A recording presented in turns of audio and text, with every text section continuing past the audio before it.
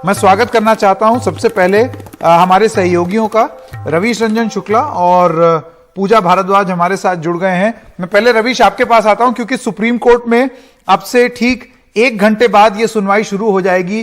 किन बिंदुओं पर सुनवाई होगी, अगर आप उसका कुछ उल्लेख कर पाएं। देखिए संकेत, जो याचिका दी गई है उसमें यह कहा गया है कि जो फ्लोर टेस्ट का निर्णय राज्यपाल की तरफ से लिया गया है वो असंवैधानिक है।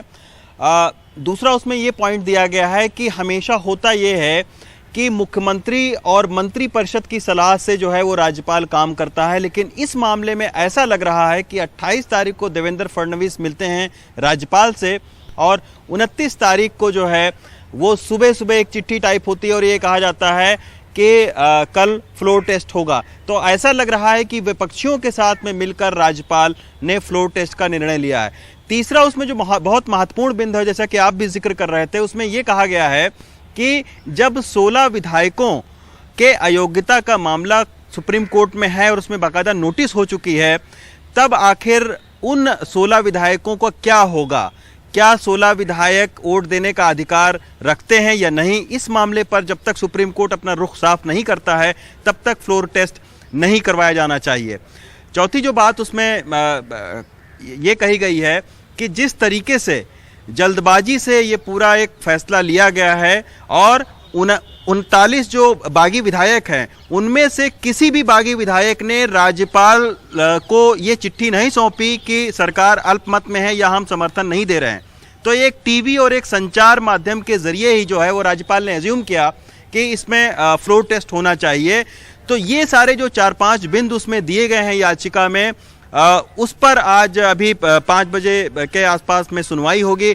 तब पता लगेगा कि महाराष्ट्र में जो कल फ्लोर टेस्ट होना है उससे पहले जो सुप्रीम कोर्ट में बड़े बड़े वकीलों का जो यहाँ पर टेस्ट होना है, तो उस टेस्ट में किस गुट के जो वकील हैं उनको कामयाबी मिलती है। उसके बाद में कल देखा जाएगा कि फ्लोर जो टेस्ट होगा उसमें किसको कामयाबी मिलती है। रवीश जी ने जो है ये बोला कि इससे पहले कि फ्लोर टेस्ट होगा उससे पहले बड़े बड़े जो वकील जो मैदान में उतारे गए हैं उनका सुप्रीम कोर्ट में टेस्ट होने वाला है।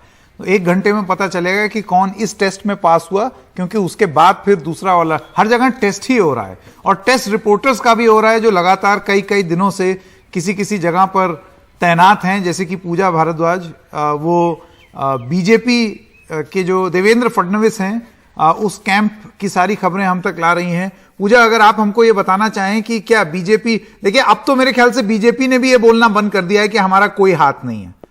अब तो सब साफ हो गया कि किसका हाथ पांव क्या क्या है। तो क्या खबर आ रही है बीजेपी में, वो ये जो फ्लोर टेस्ट को लेकर के उनका क्या कहना है?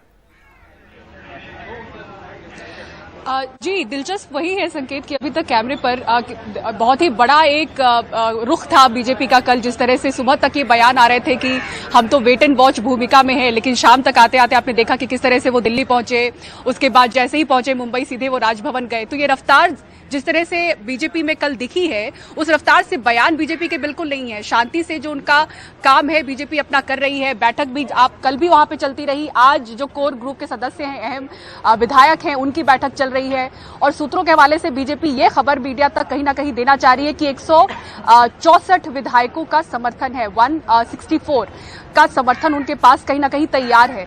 फ्लोर टेस्ट में हम देख लेंगे, बहुत बयान थे इस तरह से, जहां पे शिवसेना की तरफ से भी कहा जा रहा था, उद्धव सेना की तरफ से कहा जा रहा था कि पहले कहा गया कि 20 से 21 हमारे संपर्क में है, फिर आदित्य ठाकरे ने बयान में कहा कि 16-17 हमारे संपर्क में है। पर अब संपर्क में है लेकिन आपके सामने नहीं है, तो उनको क्या इतनी जल्दी आप अपने खेमे में ला पाएंगे, वो सब सारी चीजें देखनी होंगी। फिलहाल यहाँ पर इंतजार 5 बजे का है।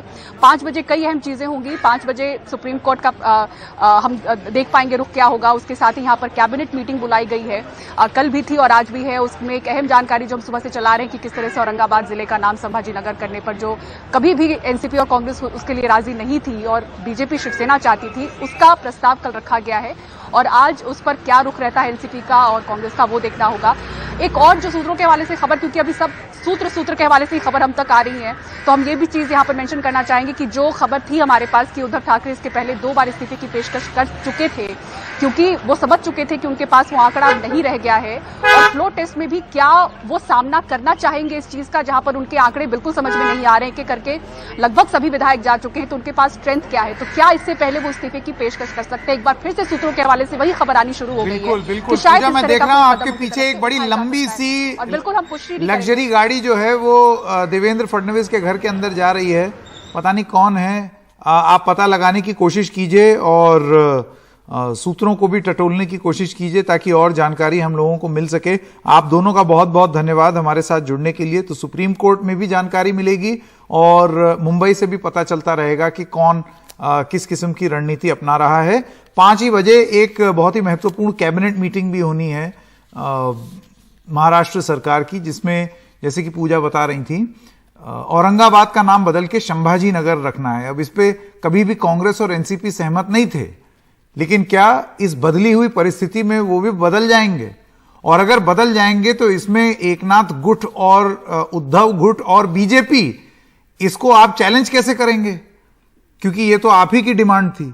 तो ये नहले पे दहला लगातार करने की कोशिश की जा रही है। ये कुछ पुराने शॉट्स हैं जो अभी चल रहे हैं। पहली बार जब उद्धव ठाकरे बाहर निकले थे ये वो वाले शॉट्स चल रहे हैं, और ये आज के हैं जो आप देख सकते हैं। ये जब कामाख्या देवी मंदिर गए थे सारे बागी विधायक, और ये असम में है, और असम से हमारे साथ अब जुड़ गए हैं रत्नदीप।